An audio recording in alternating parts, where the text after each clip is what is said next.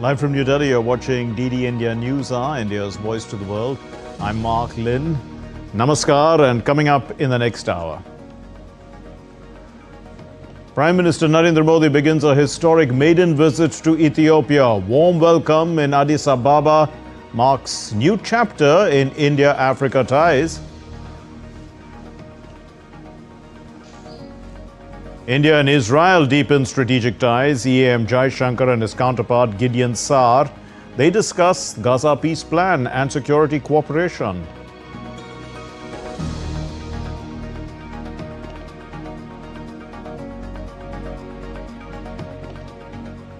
India marks the 54th Vijay Diwas. The nation honors the 1971 war heroes. The leaders pay tributes to the brave hearts.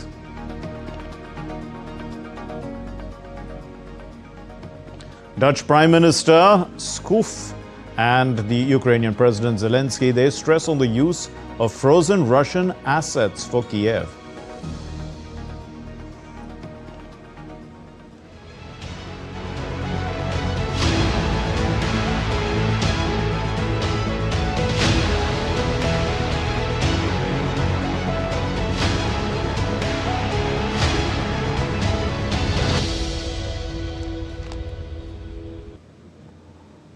Prime Minister Narendra Modi arrived in Addis Ababa on Tuesday for his maiden state visit to Ethiopia, marking a milestone in India-Africa ties. He was warmly received at the Bole International Airport by the Ethiopian Prime Minister Dr. Abiy Ahmed Ali, the Foreign Minister Dr. Gideon Timotheos, the Cabinet Affairs Minister Alemtese Paulos, and the Women and Social Affairs Minister Dr. Ergogi Tesfaye. And the arrival featured vibrant traditional drums as well as cultural dances performed by enthusiastic Ethiopian children, symbolizing the deep friendship between the two countries.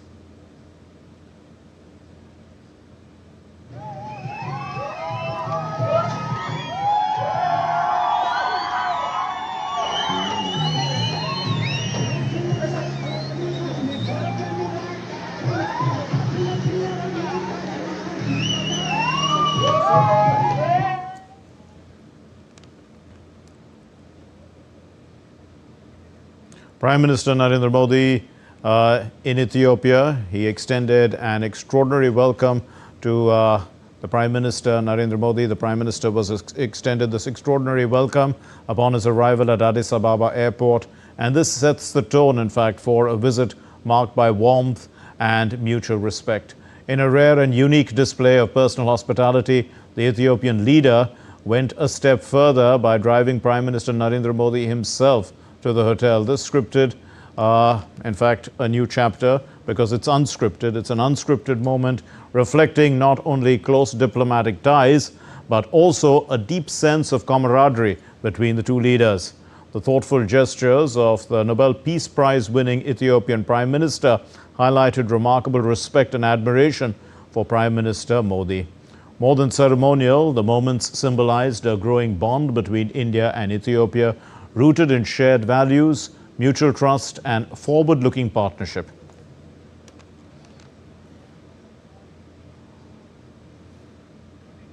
And following his arrival in Addis Ababa, Prime Minister Narendra Modi held a brief courtesy interaction with the Ethiopian Prime Minister Dr. Abiy Ahmed Ali at the Bole International Airport.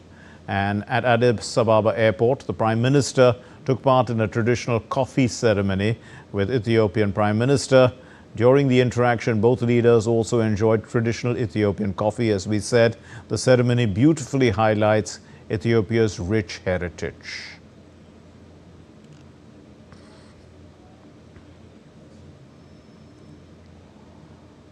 Prime Minister Modi, with the Prime Minister of Ethiopia, also visited a science museum in Addis Ababa. And this museum is built on a 7-hectare space. It hosts two major building complexes and also several interactive exhibits that displayed local solutions in healthcare, finance, cybersecurity, geographic information systems, service industries, data analytics, also manufacturing and robotics, among others.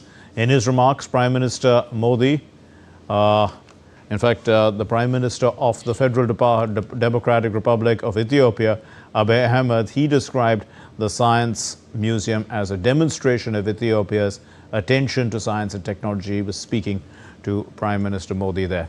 And he cited Ethiopia's digital economy strategy, which started implementation 2 years ago, as a testimony to Ethiopia's commitment to the sector. He commended the Artificial Intelligence Institute as one of the governmental institutions undertaking initiatives to support the country's digital transformation endeavor, and he praised its promising potential to provide problem-solving research.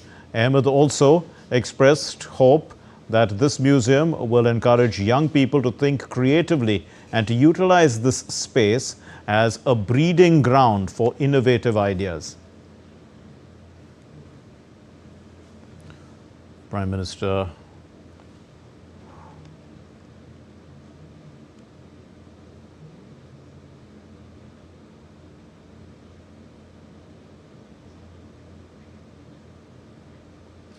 Narendra Modi was welcomed at the hotel also in a traditional manner.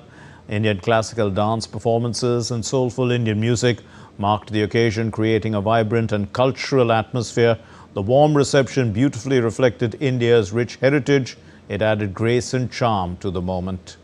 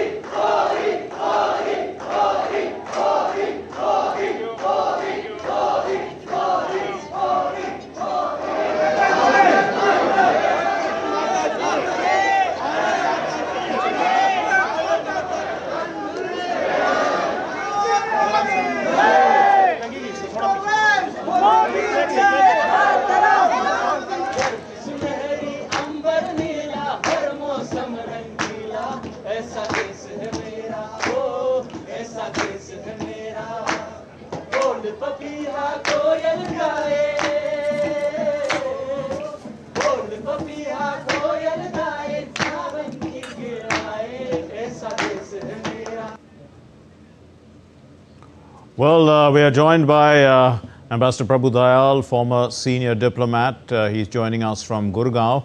And Dr. Shweta Singh, Associate Professor, Department of International Relations at the South Asia University, joining us from Delhi. Thank you, both of you, for being with us. Ambassador Dayal, let me start with you. So this is the first visit by an Indian Prime Minister to Ethiopia. Of course, that would say enough in itself. But, put that into context for us. Is this a turning point, in a sense, in our relationship, A, with Ethiopia and also with Africa in general? Well, Mark, first of all, thanks for having me on your show. First of all, I am extremely impressed by the sort of personal rapport which PM Modi has created with his Ethiopian counterpart. You saw on your screen the sort of friendship and warmth that exists between them. And I think that this augurs very well for the bilateral relationship. As you said, it is Prime Minister Modi's first visit to Ethiopia. It is also the first by an Indian Prime Minister since 2011. And it holds significant strategic, economic, and geopolitical significance.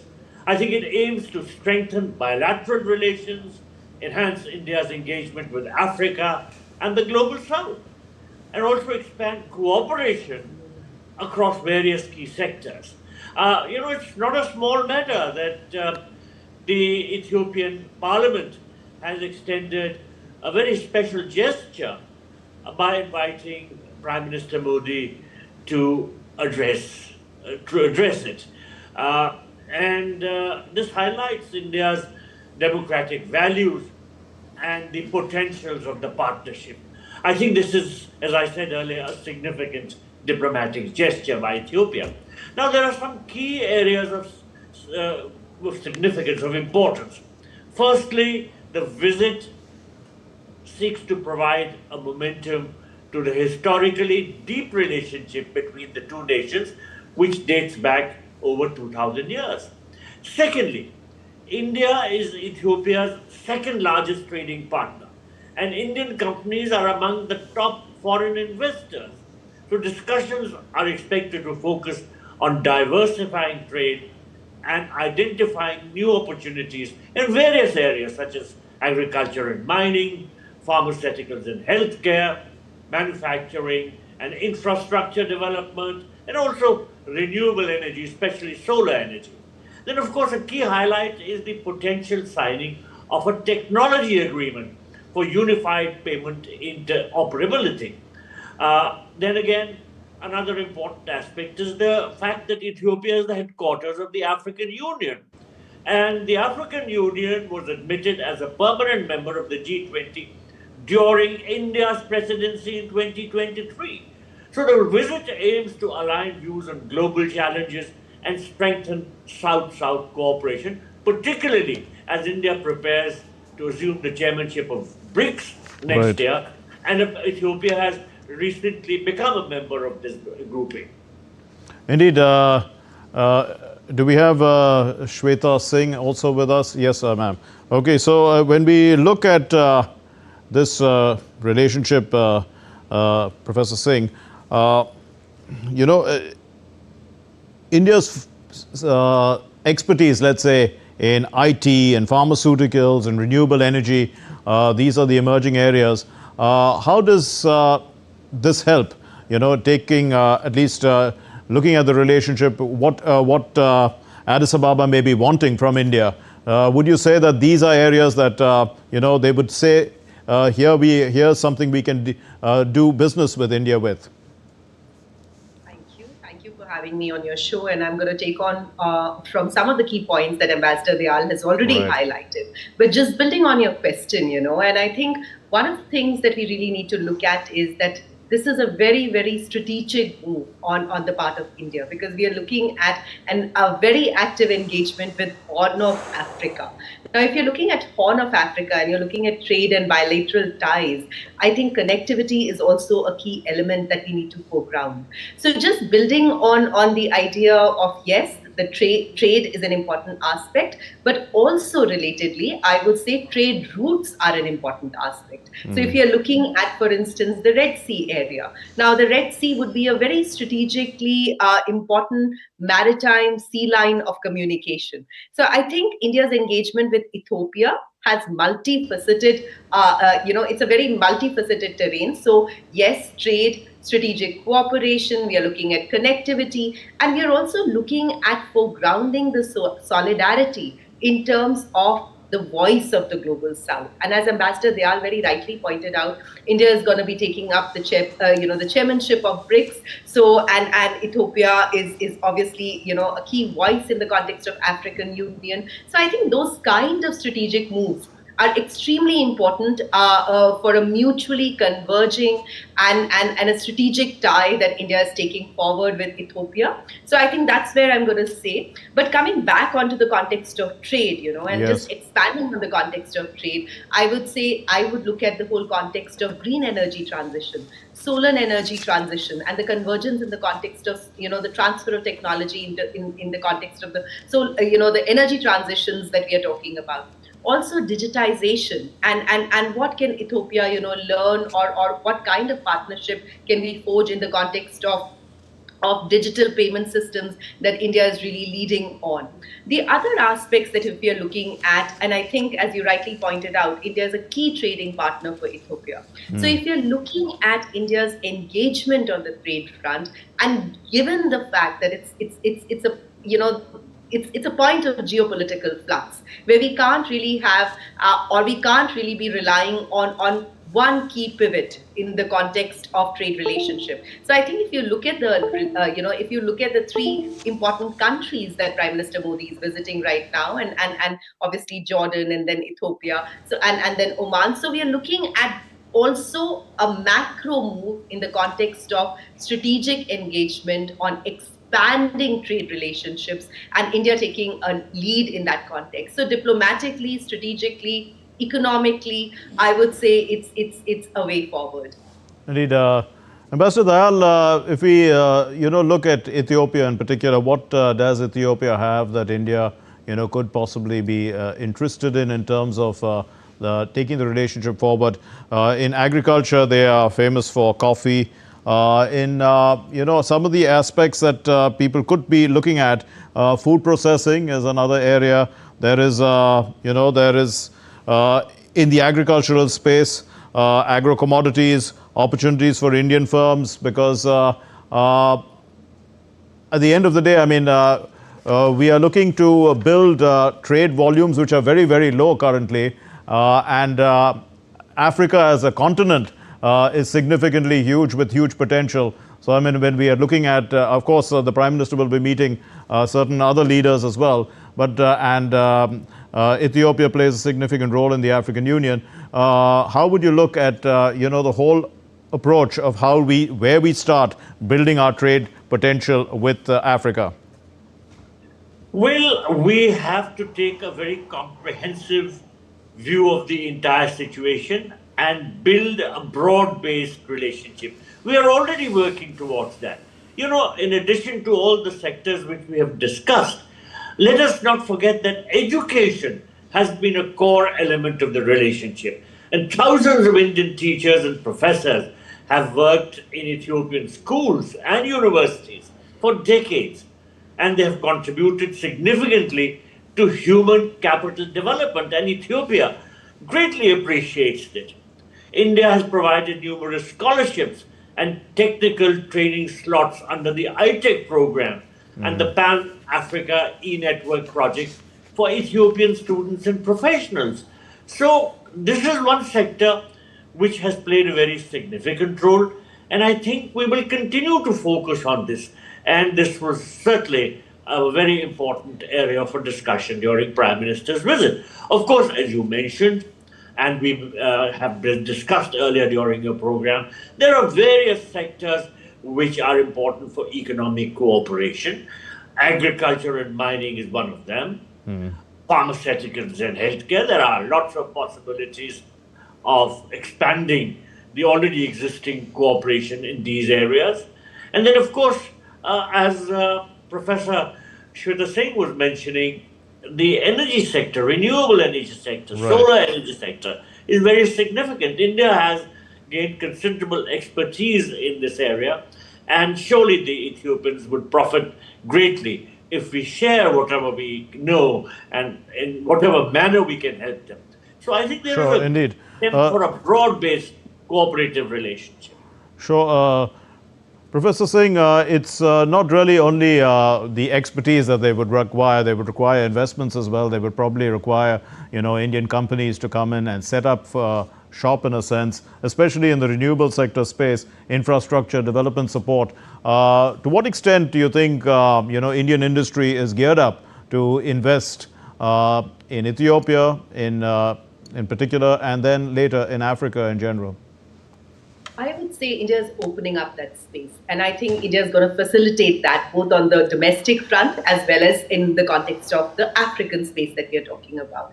Having said that, I would say if you're looking at India's global engagement, development cooperation is a key element of India's foreign policy. And I think development cooperation in the context, which would entail, as you rightly said, we would also talk about trade-related investments. We would expand that development cooperation to include other areas like education. We would look at, we would really look at a gamut of areas within that context. Having said that, I would say India and Ethiopia are very strategically poised for this engagement because both are leading voices in the context of Global South.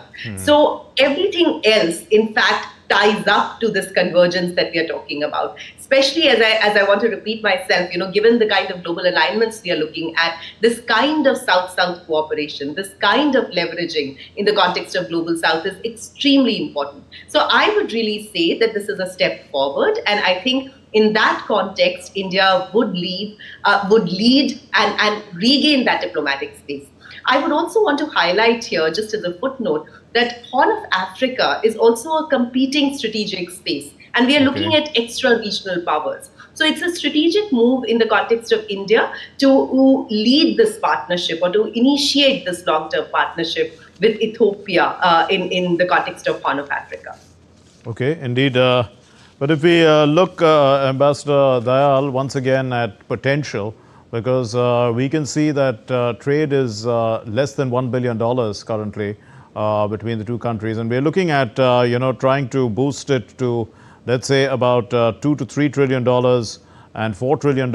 I'm sorry, billion. I mean billion. The words are just coming, the wrong words coming out. $2 to $3 billion and up to about $5 billion maybe in the medium term. How do you think that that's possible? I mean, that requires huge investments, isn't it? It requires a lot of energy on the part of the businesses on both sides. Well, certainly India has been in the forefront of investments in Africa, in Ethiopia in particular. You know, India is one of the top 3 foreign investors in Ethiopia. And there are over 600 Indian companies involved in manufacturing, agriculture, floriculture, engineering, and pharmaceuticals. Now, bilateral trade does need to increase, but it has shown consistent growth. And India is now one of Ethiopia's largest trading partners. Of course, Ethiopia has to see how it can increase its exports to India. And there is a need for very deep thinking on sectors where we can assist them in this regard. You know, the Ethiopians have to work out what sort of cooperation they need with India in regard to strengthening their own manufacturing capacity. But I think we have by and large indicated that we are willing to go along to the extent that they want. Now, let me also say that India has extended a lot of lines of credit. India has in fact been one of the most generous countries in this regard, and Ethiopia has been the largest recipient of Indian concessional lines of credit in Africa, with over $1 billion committed to major projects in power transmission and the sugar industry. Indeed. Professor Singh, another aspect that has been talked about, especially on this trip, is that the Global South countries are looking to India in terms of digital public infrastructure, India's success stories here, and really wanting to replicate the model in totality, in a sense. To what extent, is this, first of all, easily implementable, and then what does it really do for India as a voice of the Global South, in a sense? I think, for India, if you're looking at, India has taken a lead in the context of digital public infrastructure, and India is trying to democratize the technology that we are talking about. So I think as a key voice in the context of Global South, India would look at possible ways to translate this across the Global South context. Because if you're looking at this particular century, technology is a key element in the context of global power rivalry. And I think India, as a voice in the Global South, as a responsible moral power, has really talked about democratizing technology. And I think if you're looking at the whole context of digitization, I'm going to really look at it in that context, because India's push in the context of normative engagement and looking at the whole context of norms-based global order. I think this is all intersecting. And I think here I would also say that we are also looking at partnerships amongst key Global South voices, and I want to repeat my point here that Ethiopia and India would be a strong, would be in strong partnership in that context, and also particularly that in the context of India's presidency in the context of G20 and the upcoming BRICS 2026 India's leadership in that context, I think this is a step forward. So I would say and I would think that this is translatable. This can be translated, and India has demonstrated the capability to translate it in different contexts. In fact, this was also a key point of conversation in the context of India's visit, Prime Minister Modi's visit to Jordan, because Jordan has also played a key role in that context. So the engagement really flows from there. So technology partnership or technology-based partnership, be it in the context of digital public infrastructure, or if you're talking about green energy transition, this is all part of the larger normative narrative of global South-South cooperation. Indeed. Ambassador Dayal, Prime Minister has already visited, one of the innovative museums that shows that, not only the heritage of Ethiopia, but also the way forward and really what they are aspiring to be in terms of a space for creating ideas for the youth. Here too, again, the kind of examples that India has shown in the startup ecosystem, in trying to be innovative as far as adapting to technology, the use of modern means to try and take in what is really the flow of the world economy. Ethiopia, from Africa's point of view, they are, after all, a country that has suffered from famines in the past. They've come some way, isn't it, as a nation to be able to be counted amongst a country that is in a position to look at taking technology and understanding that perhaps this modern way of thinking is really the force that drives a nation forward. Well, let me also put it this way. Our Prime Minister is always at the forefront of making countries feel that they matter, that they count. In fact, he is widely recognized for pursuing a proactive, dynamic and pragmatic foreign policy that aims to elevate India's global stature and advance its economic and security interests, while also making the other side feel that they stand to gain a lot through the relationship. And this proactive approach is often referred to as the Modi doctrine. And it's also characterized by one very important aspect, and that is deepening engagement with Africa.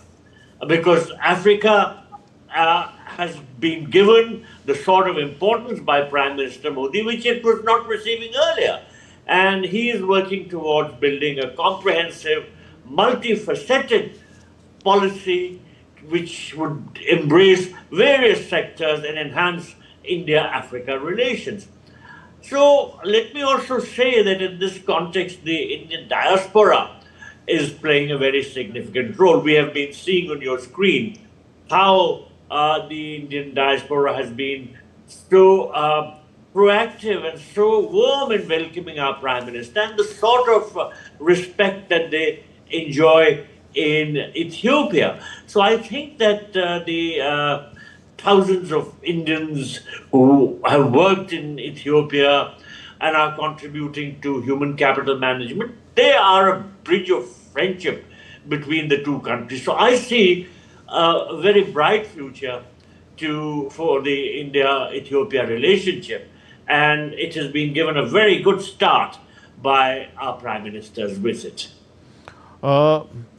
Professor Singh, if we look at Africa as a whole again, then we realize that India's potential trade with Africa, we've set some targets, and I think that by 2030 India wants to achieve a target of about $200 billion with the whole of Africa. We can see that investments into Africa are going to be significant. India is, the rest of the world also is looking at Africa as a potential growth engine for the global economy. But to what extent do you think that, the political stability in Africa is an issue for businesses when they want to invest? I think that's a key question, and that would be something that we'll have to carefully watch, because if we are looking at trade and if we are looking at potential investment, stability within the domestic context of the investing partner nation that we are talking about is extremely important. But having said that, I think we are also witnessing, as I said, there's an entire zone of violent conflict. If we are looking at West Asia, we are also looking at intersecting conflicts between West Asia and Horn of Africa. But at the same time, trade relationships do find a way of continuity. And I think that's where I was trying to say that if we are looking at alternative sea routes, if you're looking at maritime trade connections, Ethiopia is very strategically positioned. And if you're looking at Ethiopia's position, and if you're looking at the Red Sea area, I think the transit corridor, the maritime transit corridor, would play a very important role in the context of furthering this partnership. So one aspect is definitely the context of domestic stability, as you rightly pointed out. Relatedly, also in the context of governance structure and the challenges related to that. That's one aspect. The other is in the context of connectivity itself, because for trade and infrastructure building, if you're talking about, connectivity is an important aspect. And as I said, in the context of connectivity, for the Horn of Africa, if you're looking at Red Sea and leveraging that space becomes extremely important, both for Ethiopia and for India in that context. I also want to point out to a related point that if you're looking at the particular ties in the context of India and Ethiopia, we can also actually go back to the context of historical ties. There has been historically India and Ethiopia have been trading partners. If you're looking at the Silk Route, if you're looking at the whole context of spices and the trade routes that we are looking at. So there is also a historical dimension to this relationship. So I think we are looking at continuity, we are looking at convergence, and we are looking at connectivity. So I would really foreground the 3 Cs. Indeed, as we continue our conversation with our guests, Ambassador Dayal and Dr. Shweta Singh, we are standing by for, inputs that are going to continue to come to us from Addis Ababa. The Prime Minister was accorded a ceremonial reception, and we will give you those visuals as soon as we get them. But we will continue our conversation, putting it into context. This visit, as it does, it comes after the Prime Minister had been to Jordan, where he had a very successful visit. If we look at, Ambassador Dayal, if we look at the visit in its entirety, the 3 nations, that's Jordan, Ethiopia, and then Oman. What is, the purpose of, let's say, is there a possibility of linking the 3 as, one whole visit that has one, collective purpose? Yes, of course. These 3 visits are all part of Prime Minister's global outreach. A very important part of his policy now is the Link West policy. And this is focused towards West Asia.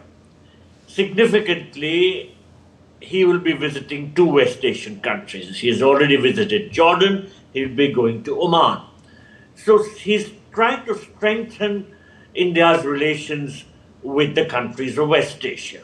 And he has done it in a very successful manner by repeatedly visiting, for instance, UAE, visiting all the other major players, Saudi Arabia, Qatar, Kuwait, Bahrain, and Oman earlier too.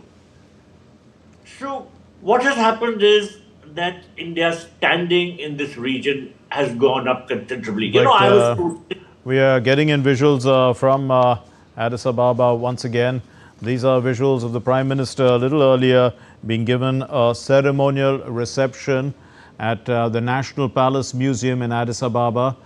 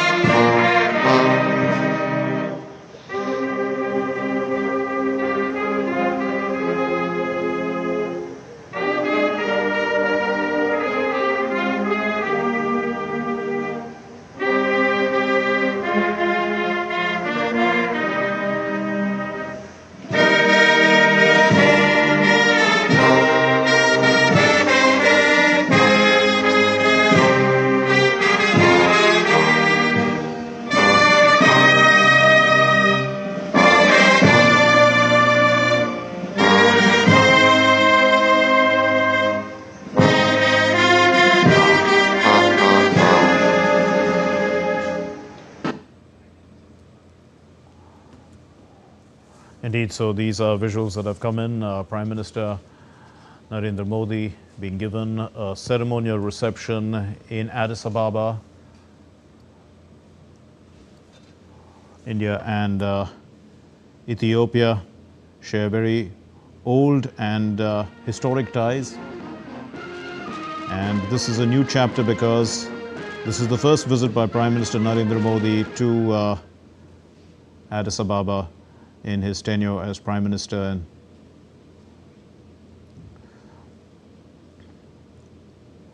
Ethiopia also has a sizable Indian community, and Prime Minister is interacting with them. Tomorrow, of course, Prime Minister will be speaking to the Parliament.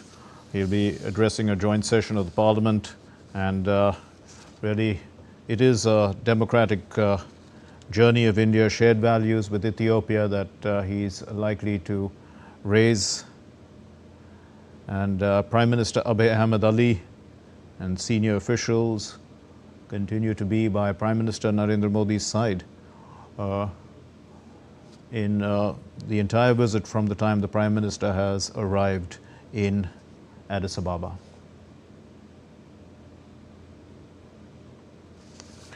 Let's turn once again to our guests to put all this into context. So we can see that the visit, of course, is being given due importance by Ethiopia. India's emergence or as a leader of the global south, and also the important role that India played in bringing the African Union into the G20. To what extent, is India looked at as really a nation that can be trusted, that has the goodwill and the geopolitical capital to be a leader of South-South cooperation, not only with Africa, but with many nations of the global South? What do you say, Ambassador Dayal? Well, I think India is trusted greatly, and you can see it in the sort of warmth that exists between Prime Minister Modi and various leaders whom he interacts with. I was referring to the Link West policy which Prime Minister has pursued and which is to deepen engagement with West Asian countries. But alongside that, there is also the Africa Initiative, which has brought him to Africa. And the Africa Initiative is a comprehensive, multifaceted foreign policy approach that centers on enhancing India-Africa relations. Now, there is an old saying in diplomacy that to get respect, you must give respect. And the Prime Minister has gone out of his way to give respect to various countries, and he has engaged with them in a partnership which is mutually beneficial. So this message has gone across that India believes in Vasudhaiva Kutumbakam, that India considers the world as one family and is prepared to assist other countries to the maximum extent possible. And that is why he is treated with high respect. His popularity is the highest amongst all global leaders. Several ranking agencies have said that. And he is invited, for instance, to a forum like the G7, where India is not a member, repeatedly. And that's because he enjoys respect. And this is a very important factor in enhancing India's stature and increasing the respect that countries have for India, and the manner in which they reach out to India and send across the message that they trust India for a long-term relationship. Professor Shweta Singh, once again, when we look at, in areas of education, there have been, there's significant potential as well, not only with Ethiopia, but the whole of Africa. You are from the South Asian University, which in itself is, a collective for the South Asian region. To what extent, can one look at this sort of similar collaboration, let's say, with the continent of Africa? Thank you for bringing that in. I would say India is leading the initiative in the context of building bridges across borders.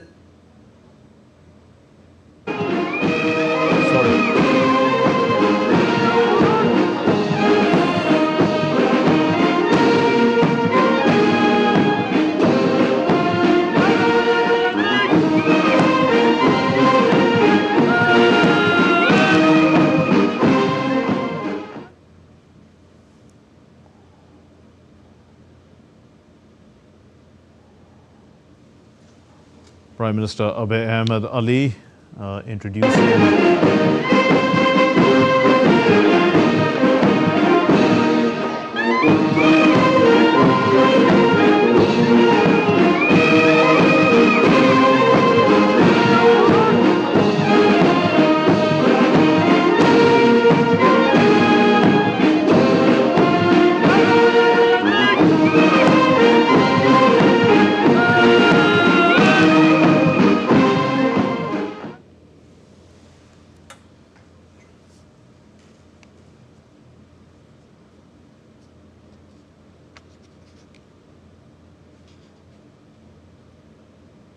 Indeed, Prime Minister Narendra Modi being introduced to the members of the Ethiopian cabinet by Prime Minister Abiy Ahmed Ali, to other senior officials. The discussions are obviously going to focus on trade, defense also, perhaps agriculture, technology, investment cooperation, renewable energy and the like. Professor Singh, you were speaking about education, the education sector. Please go ahead, ma'am. Add to that, I mean, if you're looking at education, and I'm going to relate it to what Ambassador Dayal talked about in the context of India's philosophical underpinnings in that context, and we are really looking at a moral power.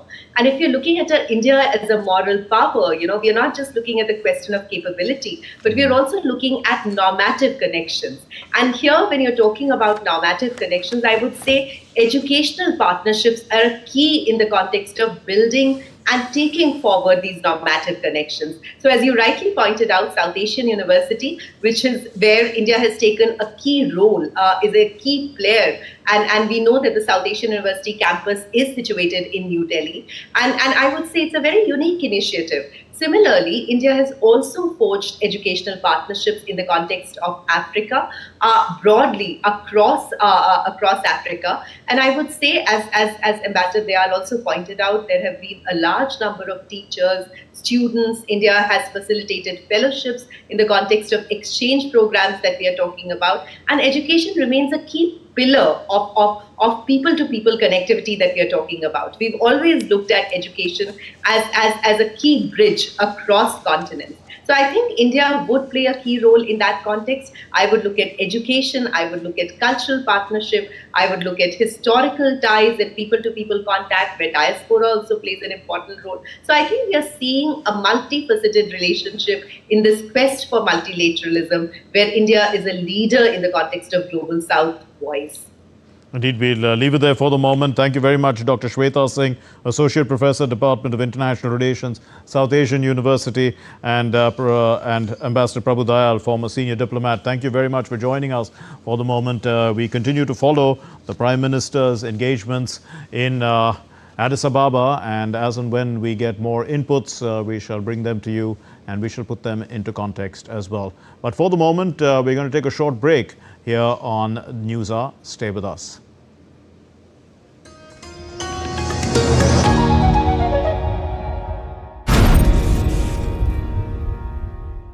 जल्दी tiffin pack करो। Raju, mobile छोड़ो। अरे दीदी, वो bank का number चाहिए, refund ही नहीं आया है। मिल गया। अब भी कॉल करता हूँ दीदी। बिना नंबर जांचे?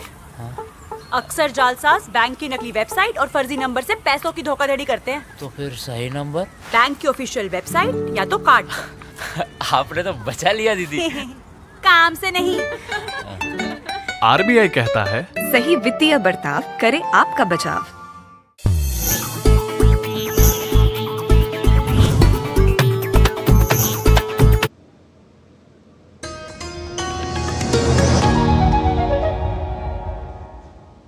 You're watching DD India Newshour. I'm Mark Lynn, and let's move on with our next story. The External Affairs Minister of India, Dr. S. Jaishankar, is in Israel on a two-day visit. The EM Jaishankar, on Tuesday, he met his Israeli counterpart, Gideon Sa'ar, in Jerusalem, and both leaders, they held productive discussions on India-Israel strategic partnership and also its further advancement across various domains. Now, the ministers also exchanged perspectives on regional developments, the Gaza peace plan, amongst other things, and efforts to achieve lasting and durable peace. During a press conference, the EM Jaishankar, He said that India and Israel share a strong and close relationship and that both countries believe in a zero-tolerance policy about terrorism and also continuing to strengthen the partnership for future between the two countries. India and Israel are concerned. We are both countries who have a policy of zero tolerance towards terrorism. We appreciate your consistent support to our fight against terrorism in all its forms and manifestations. Today, Minister, we will, as you noted, be discussing our strategic partnership, which has really developed very significantly in the last decade. It has a G2G dimension, a B2B dimension, one between P2P between peoples as well.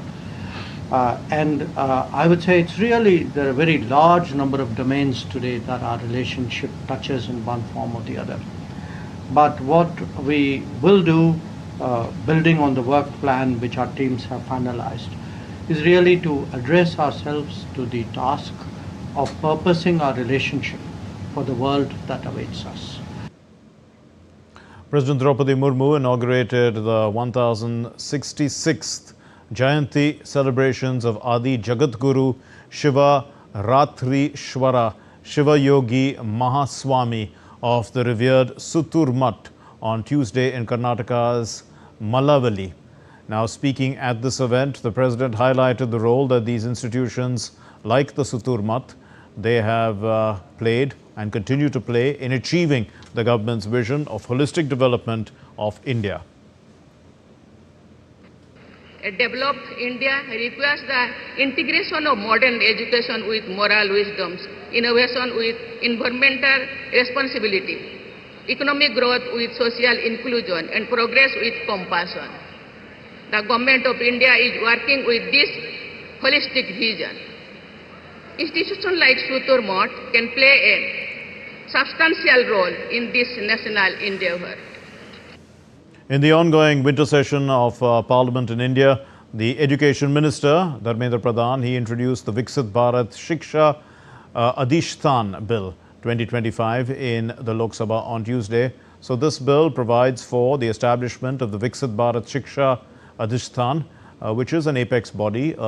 It has three councils: the Viksit Bharat Shiksha Viniyaman Parishad, and also that's the regulatory council, the Viksit Bharat Shiksha Gunvata Parishad. This is the accreditation council, and then that is the third part is the Viksit Bharat Shiksha Manak Parishad. This is the standards council, and it's rooted in the principles of the NEP 2020. The reform, it strengthens institutional autonomy, also accreditation and academic standards for higher education institutions, creating an enabling environment.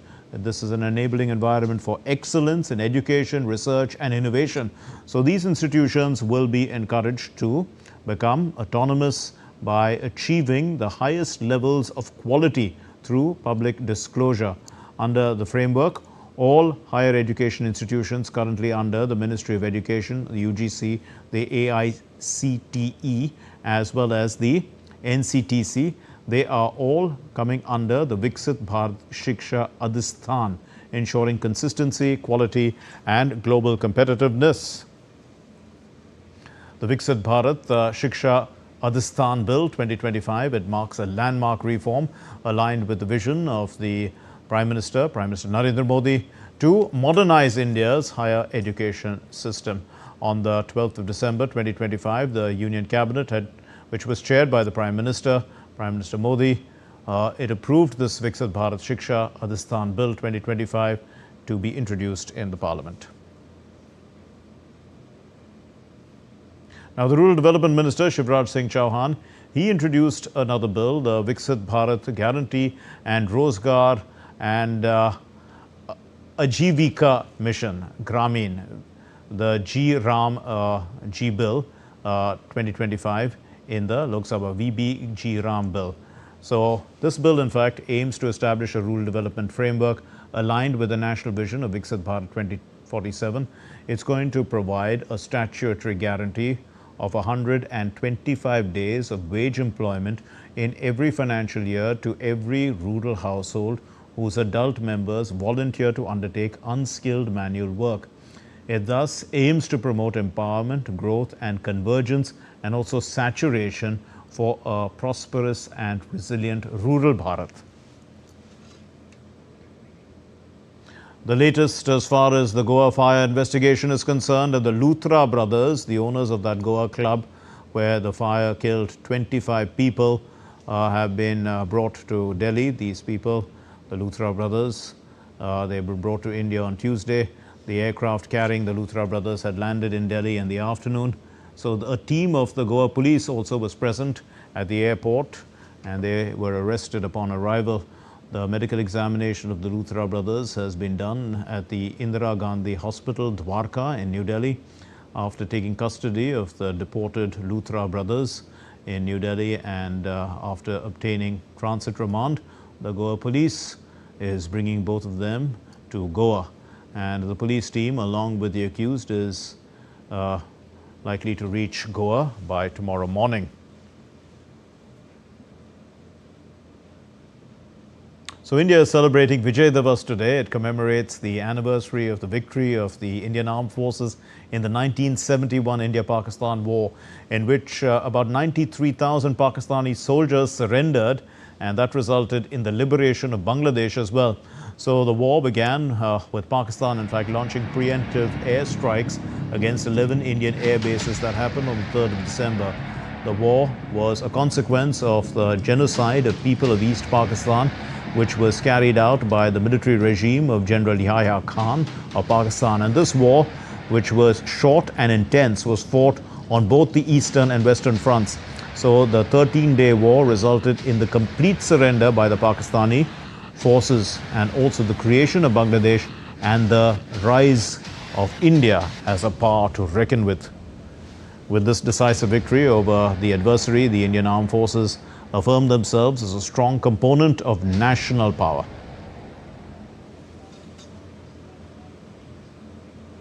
And the Defence Minister Rajnath Singh paid homage. He laid a wreath at the National War Memorial on the occasion of Vijay Diwas. Taken to the social media, the minister said that on Vijay Diwas, the nation bows in pride and gratitude to the Indian Armed Forces who delivered the decisive victory of 1971. The Army, Navy and Air Force operated in flawless coordination, reshaping history and asserting India's strategic resolve. Their valor, discipline and combat spirit continue to inspire generations and to strengthen the national will of the country.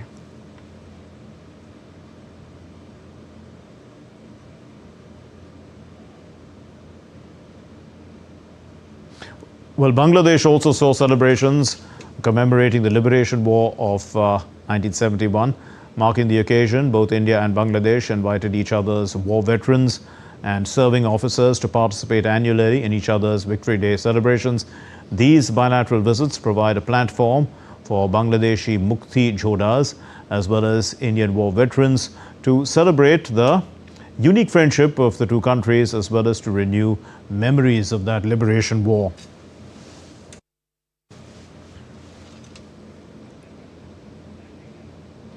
The Indian Navy has commissioned DSC-820, the first of 5 diving support craft built indigenously by MS Titagarh Rail System Limited.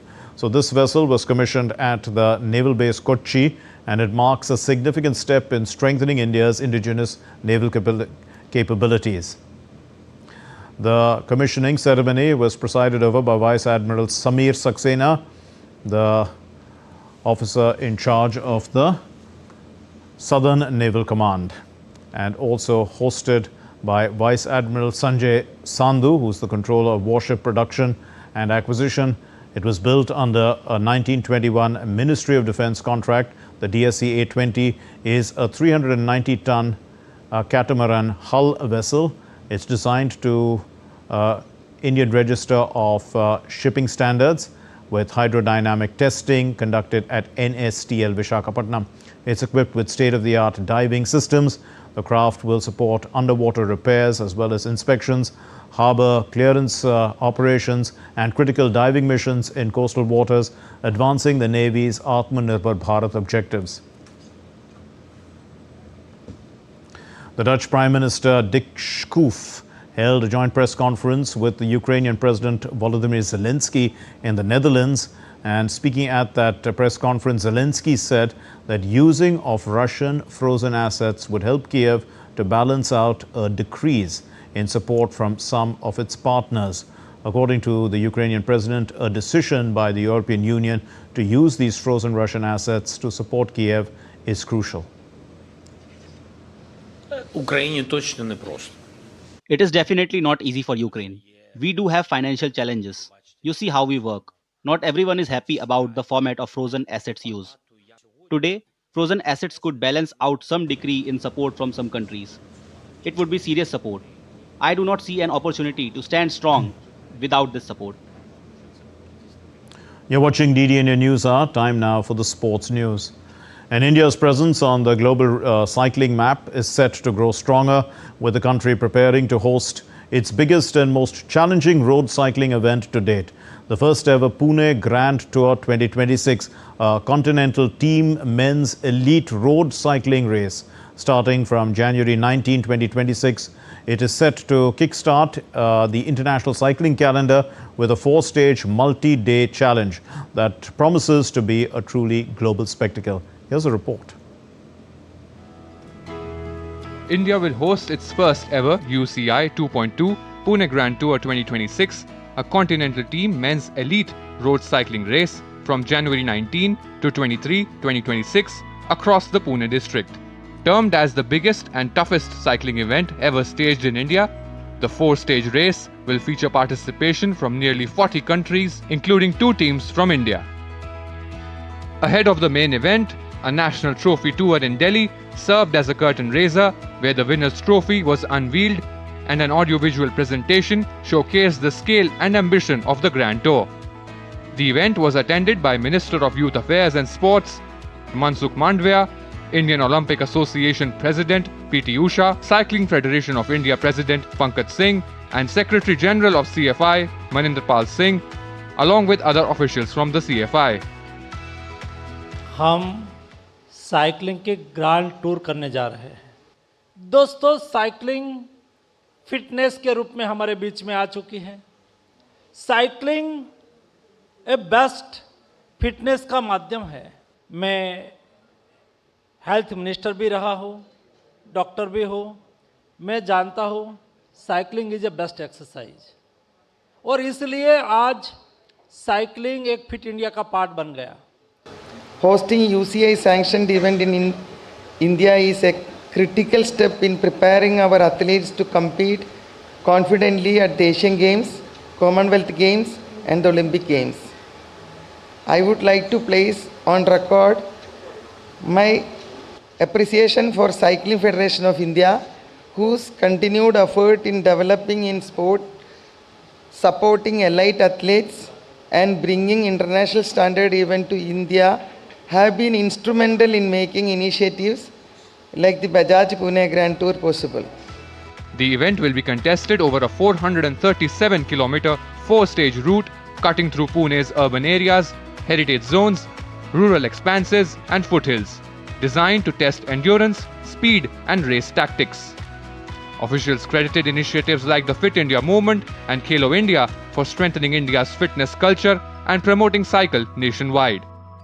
With the unveiling of the trophy, we can say that the countdown to the Pune Grand Slam Tour has officially begun. This tour will not only help and encourage young athletes to take up cycling as a professional career, but also help India put itself on the global cycling map.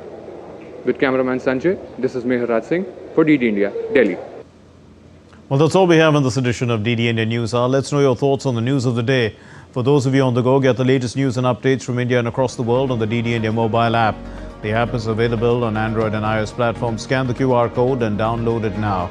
We'll be back with more news as it breaks here on DD India. I'm Mark Lynn. From all of us here in Delhi, thank you very much for watching DD India News Hour. Namaskar.